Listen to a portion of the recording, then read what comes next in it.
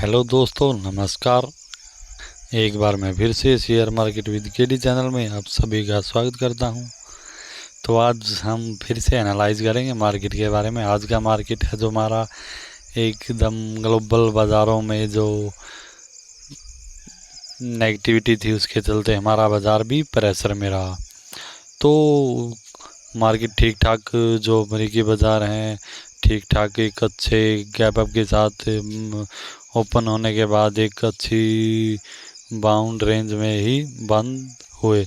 इसके चलते सुबह सुबह जब ग्लोबल फ्यूचर्स है, डो फ्यूचर्स, नैस्डैक फ्यूचर, इनमें एकदम से प्रेशर देखने को मिला, जिसके चलते हमारे मार्केट में भी एक फ्लैट माहौल के चलते हमारा मार्केट भी एक फ्लैट में ओपन हुआ और एक नेगेटिव कैंडल के साथ ही 125 के आसपास निफ्टी और इसी प्रकार से 34,200 के आसपास बैंक निफ्टी बंद होती नजर आई।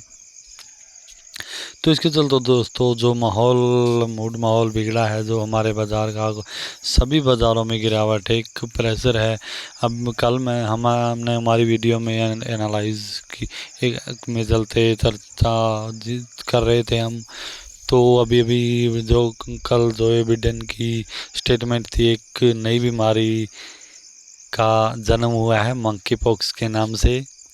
वो अभी भी उसके जो पेशेंट हैं 15 देशों में मिले हैं, जिसके चलते बाज़ार में एक प्रेशर का माहौल बनता नज़र आ रहा है। और दूसरी टेंशन आपको पता ही है, रूस यूक्रेन का जो युद्ध है, इसी के चलते बाज़ारों में एक टेंशन चल ही रही है। और इसी चलते लास्ट स्टेटमेंट थी जो हमारी भारत सरकार ने मेटल सेक्टर पे एक्साइज ड्यूटी बढ़ाई थी, जिसके चलते मैं पूरा मेटल सेक्टर एकदम से ध्वस्त हो गया।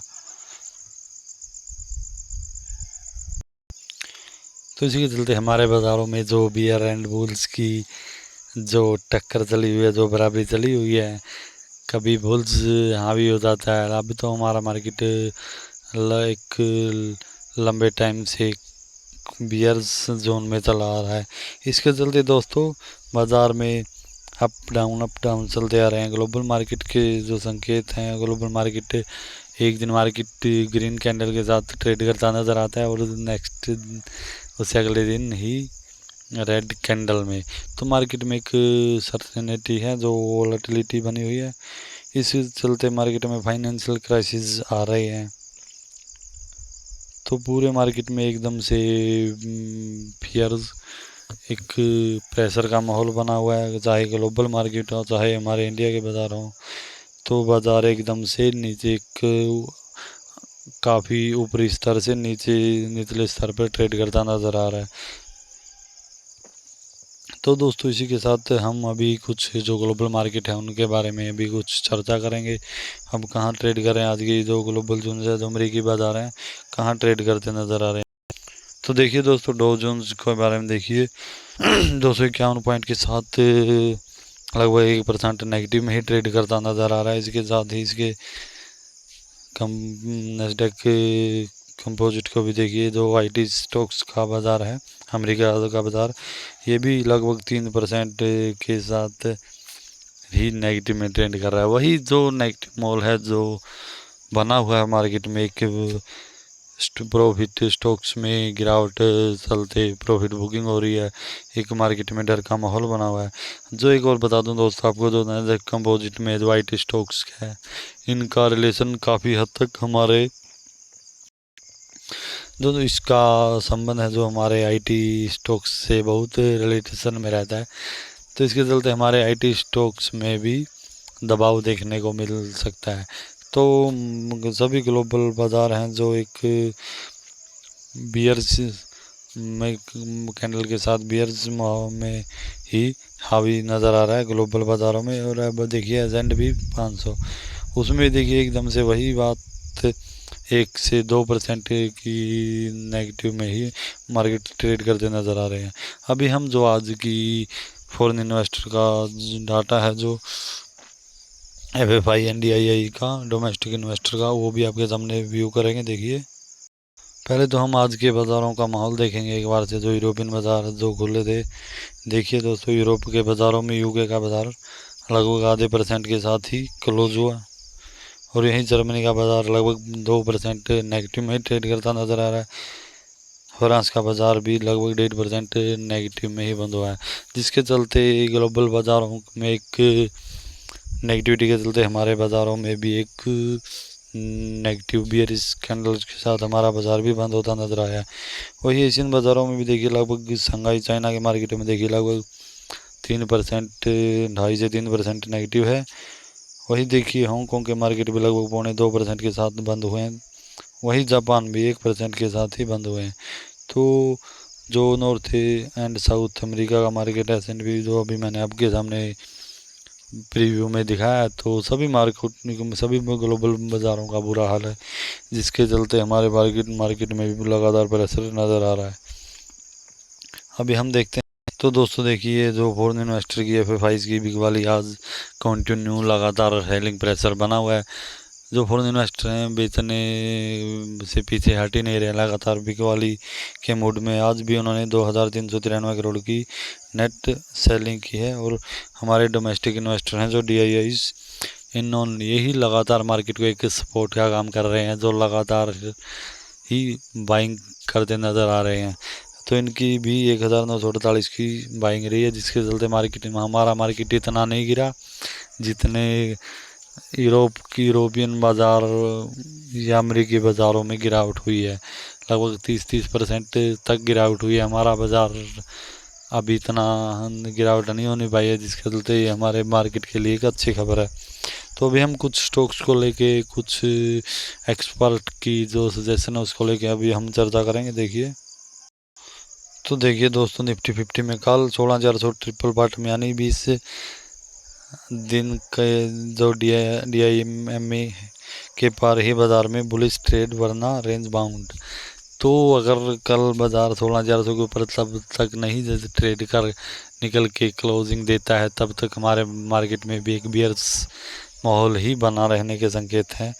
जो 20 दिन का DMA बन गया है 20 दिन का, तो इससे ऊपर निकल के क्लोजिंग देना ही हमारे मार्केट में एक बुलिश की ओर, हमारे मार्केट के पॉजिटिव की ओर संकेत करेंगे। इसी नेगेटिव पिछले 3 हफ्ते से निफ्टी में 15,600 से 16,400 की रेंज बनी हुई है, जो 16,400 पे प्रॉफिट बुकिंग होती है, और नीचे 15,600 पे फिर से बाइंग की अपॉर्चुनिटी बनती है। आगे भी 1 से 2 हफ्ते रेंज बाउंड इसी के इर्द गिर्द घूमती नजर आएगी आपको। तो दोस्तों देखिए, कुछ एनालाइजर की कुछ न्यूज़ों के चलते भी हम आपको कुछ अवगत कराएंगे। देखिए, वैश्विक मंदी के कारण भारतीय बाजार में आई गिरावट, घबराए नहीं। तो कुछ एनालाइजर का कहना है, जो हमारे बाज़ारों में जो वैश्विक मंदी के कारण भारतीय बाज़ार में गिरावट आई है, उससे इतनी घबराने की बात नहीं है। तो कुछ एनालाइजर का जो मधु केले एनालाइजर हैं, उनका क्या कहना है। 24 मई को CNBC के साथ बातचीत में उन्होंने दुनिया भर में बढ़ती महंगाई और इससे निपटने के लिए केंद्रीय बैंकों की मौद्रिक नीतियों में आ रही कड़ाई के चलते विदेशी संस्थागत निवेशक भारतीय बाज़ारों के निकासी करते नजर आ रहे हैं। मतलब जो FFIs हैं वो हमारे बाज़ारों से पैसा निकालते नज़र आ रहे हैं। ऐसा सिर्फ भारत में ही नहीं हो रहा। विदेशी संस्थागत निवेशक FIIs ने पिछले 8 महीनों में दौरान भारतीय इक्विटी बाजार से लगभग 3.5 लाख करोड़ रुपए की बिकवाली की है। ये राशि लगभग उतनी ही है जितनी पिछले 10 साल में भारत बाजार में आई थी। पिछले कुछ महीनों के दौरान FIIs ने प्राइमरी मार्केट में करीब 1 लाख करोड़ रुपए डाले हैं। तुम के वर्तुज के मधु केला ने बताया कि बातचीत में आगे विदेशी संस्थागत निवेशकों ने भारतीय बाजार से भारी मात्रा में निकासी की है, लेकिन ये सिर्फ भारतीय बाजार से जुड़ी समस्या नहीं है। इससे चिंतित होने की ज़रूरत नहीं है। भारत में आई गिरावट का संबंध ग्लोबल मंदी से है। बढ़ती महंगाई के चलते पूरी दुनिया में मंदी का असर देखने को मिल रहा है। तो दोस्तों वही बात है, ये हम अकेला भारत के बाज़ारों से ही नहीं फॉरेन इन्वेस्टर आउट हो रहे। सबसे ज़्यादा तो चाइना का मार्केट है, रूस का मार्केट है, जहाँ फॉरेन इन्वेस्टर फंसे हुए हैं। सबसे ज़्यादा तो बिकवाली वहाँ चल रही है। हमारे बाज़ार में इतनी टेंशन वाली बात नहीं है। देखिए, इसके अलावा कुछ निवेशकों को अमेरिका और चाइना जैसे देशों में भारी घाटा हुआ है, तो हो सकता है इसके अलावा इसके कारण वे बाजार से दूर नज़र आ रहे हैं।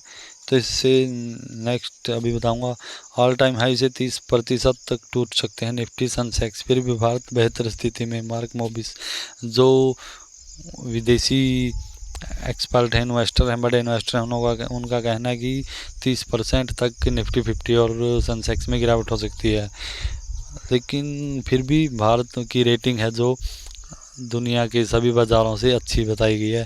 दुनिया के दिग्गज इन्वेस्टर ने शुमार मार्क्स मोबिस ने कहा है कि दुनिया भर में जारी गिरावट के बीच भारतीय बेंचमार्क सूचकांकों में अपने उच्चतम स्तर से 30% तक गिरावट आ सकती है। फिलहाल निफ्टी 50 अपने 18,604 के ऑल टाइम हाई से लगभग 13% नीचे है। वास्तव में शुक्रवार की यानी 20 मई को मजबूती आने से पहले यह लगभग 13% टूट चुका था। मोबिस ने बताया है इन्वेस्टर ने अभी खास गिरावट बाकी है। मोबिस कैपिटल ने बताया भारत बाजार प्रदर्शन अच्छा रहेगा दूसरे बाजारों की तुलना में।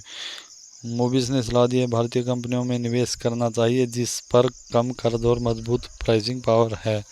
तो जो विदेशी इन्वेस्टर हैं वो भी ये हमारे देश के लिए एक अच्छी खबर है। हमारे बाज़ार एक अच्छी सपोर्ट लेवल के साथ इतना गिरे नहीं है, एक अच्छी मजबूती बनाए हुए हैं, जो हमारे देश के लिए एक पॉजिटिव खबर भी हो सकती है, जिसके चलते विदेशी जो सभी फॉरेन इन्वेस्टर का जो रुख है आगे आगे हमारे मार्केट की तरफ बढ़ता नजर आएगा।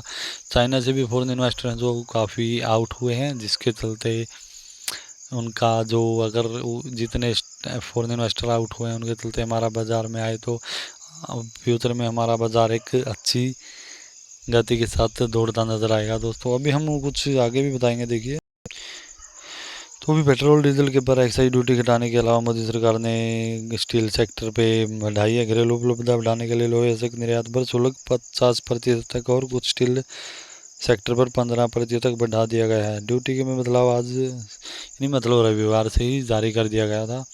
इसे नेक्स्ट देखते हैं दोस्तों। तो दोस्तों गिरते बाजार में एक न्यूज़ और मैं आपको बताना चाहूँगा। चीन से अभी पीछे खबर आई, आपको पता भी होगा, अगर नहीं पता तो मैं आपको अपडेट करा देता हूं। देखिए, चीन में कार टैक्स कटौती। चीन ने अभी जो अपने सेक्टर में है कार टैक्स में कटौती की है। तो जिसकी है इस चीन में कार टैक्स कटौती का हमारे बाज़ार में सबसे ज़्यादा फ़ायदा किसको होगा? वो टाटा मोटर्स कंपनी को फ़ायदा नज़र आ रहा है। टाटा मोटर्स जीएलआर की 30% बिक्री चीन से होती है। जो आप जानते होंगे, जो टाटा मोटर्स का बाजार जो रेंज रोवर एंड जगुआर का जो बाज़ार है वो चाइना में लगभग 30% तक बिक्री आती है, जिसका सीधा सीधा इम्पैक्ट टाटा मोटर्स के शेयर पर देखने को मिल सकता है। तो चीन में कार टैक्स 60 अरब युआन की टैक्स कटौती का ऐलान किया गया है चाइना ने, जिसके चलते आप टाटा मोटर के शेयर पर फोकस ज़रूर रखिएगा। इसमें एक 30% की बिक्री अकेले चाइना से ही आती है, तो इसका इम्पैक्ट ज़रूर टाटा मोटर्स में आगे आने वाले दिनों में कल भी देखने को मिल सकता है, यानी आने वाले दिनों में ज़रूर देखने को मिलेगा। तो दोस्तों अभी मैं बताऊंगा आपको, तो एक स्टॉक की और मैं आपके सामने चर्चा करूंगा, IRCTC जो India Nepal train service began today. तो जो इंडिया और नेपाल के लिए भारत सरकार ने ट्रेन सर्विस दोबारा से शुरू कर दी है, जो अभी बीते 21 जून से ही शुरू हो जाएगी, जिसके चलते इसका जो फ़ायदा मिलने वाला है सीधा IRCTC को मिलने वाला है। जो स्टॉक्स अभी 650 के प्राइस पे मिल रहा है, आप इस पर भी फोकस रख सकते हैं। तो ये भी अपने हाई प्राइस से अभी बिल्कुल आधे रेट पे मिल रहा है, आप इस पर भी फोकस रखिएगा। इन्वेस्टमेंट के मामले से आप इस पर ज़रूर इन्वेस्ट कर सकते हैं। एक बात ज़रूर है, ये है सरकारी कंपनी, इसकी लिहाज से आप थोड़ी सी दिक्कतें समझ सकते हैं। तो लगभग कंपनी अच्छी है, बिजनेस मॉडल अच्छा है, जो रेलवे से लेके फूड पैकिंग से लेके खाने से लेके टिकट्स तक लगभग सारा का सारा बिजनेस ही IRCTC होल्ड करती है। तो दोस्तों इसी के साथ नेक्स्ट देखेंगे हम,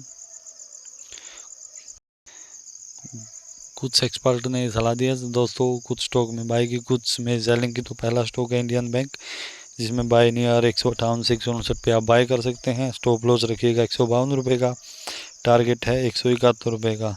तो इससे नेक्स्ट स्टॉक है HDFC, आप इसमें बाई कर सकते हैं। बाई की कॉल का जो इन्वेस्टर ने जून कॉल का ऑप्शन दिया है, जो अभी जिसका 50 से 52 का प्रीमियम पे आप ले सकते हैं। स्टॉप लॉस रखिएगा इसका 25 का और टारगेट बताया गया इसका 100 रुपये का। तो इससे नेक्स्ट है दोस्तों, जिसमें बताया गया 2300 से 2320 तक ये HDFC की रेंज बाउंड रहेगी आगे अपर तक। तो इससे नेक्स्ट स्टॉक है दोस्तों बजाज फाइनेंस। बाई रेंज आप 5700 से 60 से 5790 में आप बाई कर सकते हैं। स्टॉप लॉस रखिएगा 5600, टारगेट रहेगा 6200 से 6300 रुपये। तो इसमें भी जो ओपन इंटरेस्ट अभी जो था वो 5500 से तक 5500-5600 की रेंज तक ही एक सेल ऑफ हो चुका है। इसके चलते अभी जो बजाज फाइनेंस के शेयर में अभी अपर मोमेंट बनते नज़र आ रहे हैं। इससे नेक्स्ट स्टॉक है दोस्तों हैवेल्स, जिसमें एक्सपर्ट ने सेलिंग की राय दी है। तो इसमें आप सेल रेंज कर सकते हैं 1230 से 1250 के ऊपर। स्टॉप लॉस रखिएगा 1300 का, टारगेट दिया है 1150 से 1050। तो दोस्तों कुछ स्टॉक हैं जिनके कल रिजल्ट आने वाले हैं, आप इन पे फोकस रखें, वो भी आपके सामने अभी मैं बताना चाहूँगा। इसमें पहला स्टॉक है अपोलो हॉस्पिटल्स इंटरप्राइजेज। जब इसके रिजल्ट कल आने वाले हैं, इस पर आप फोकस ज़रूर रखिएगा। कल के दिन, कल की डेट में इसके Q4 के नंबर पेश करने वाली कंपनी। इससे नेक्स्ट है बाटा इंडिया, इसके रिजल्ट भी कल आने वाले हैं। इससे नेक्स्ट है Bharat petroleum corporation limited BPCL, ये भी अपने रिजल्ट कल पेश करने वाली है। इससे नेक्स्ट है कोल इंडिया लिमिटेड। इससे next Deepak fertilisers petrochemicals and corporation limited, ये भी अपने रिजल्ट कल पेश करने वाली है। इससे next phase 3 auto fab, Fortis health care limited, InterGlobe aviation limited, IndiGo, ये भी जो कंपनी रिजल्ट कल पेश करने वाले हैं। इससे नेक्स्ट है V-Mart रिटेल, ये भी कंपनी के कल रिजल्ट आने वाले हैं, फोकस में ज़रूर रखिएगा। अच्छी कंपनी है, राधा कृष्ण जी की कंपनी है। वेरपुल ऑफ इंडिया, वेरपुल के रिजल्ट्स भी कल आने वाले हैं दोस्तों, इस पे फोकस रखिएगा। तो दोस्तों कल के मार्केट के बारे में कुछ, आज के मार्केट के बारे में जो प्रेशर रहा है वो उसके बारे में भी हमने चर्चा किया है। तो दोस्तों कल का बाज़ार कैसा रहेगा, हम हमारी नेक्स्ट वीडियो में कल सुबह की वीडियो होगी, उसमें हम कल हमारा बाज़ार कैसा रहेगा उसके बारे में भी एनालाइज करेंगे। जो अब तक के मार्केट में प्रेशर बने उसके चलते हमारा बाज़ार भी कल प्रेशर में रह सकता है। जिसके तो कुछ अपडेट्स से कुछ स्टॉक्स के रिजल्ट आने वाले हैं, कुछ न्यूज़ के चलते कुछ सेक्टर को प्रॉफिट हो सकता है, कुछ सेक्टर के बारे में हमने अभी चर्चा किया दोस्तों। तो दोस्तों मार्केट से अपडेट कराने के लिए मैं आपको ये साथ हर रोज़ हमारे share market with KD channel के साथ आप जुड़ा रहता हूँ, तो आप भी जुड़े रहिए। मैं हर रोज़ share market with KD channel में आप सभी का स्वागत करता हूँ। तो दोस्तों जुड़े रहिए share market with KD channel में। मेरे आने वाले वीडियो देखने के लिए इस चैनल को सब्सक्राइब, लाइक एंड शेयर करिएगा और नोटिफिकेशन में बेल बटन में ऑल को सेलेक्ट करिएगा, ताकि मेरे आने वाली वीडियो आप तक पहुंचते रहे और आप मार्केट से अपडेट रहें। तो मैं इसी तरह मार्केट से रिलेटेड हर रोज़ मार्केट से एनालाइज हम करते हैं, जिसके चलते मार्केट का मूड माहौल कैसा रहने वाला है उसके बारे में हमें कुछ एनालाइज मिलता है, जिसके चलते हम कल के मार्केट में हमारी रेंज बाउंड कर सकते हैं। तो दोस्तों इसी के साथ मैं आपसे इजाज़त लेता हूँ। तो दोस्तों bye bye, take care, good night. मिलते हैं हमारी नेक्स्ट वीडियो में, बने रहिएगा share market with KD channel के साथ। मिलते हैं नेक्स्ट वीडियो में, तब तक बाय बाय, टेक केयर।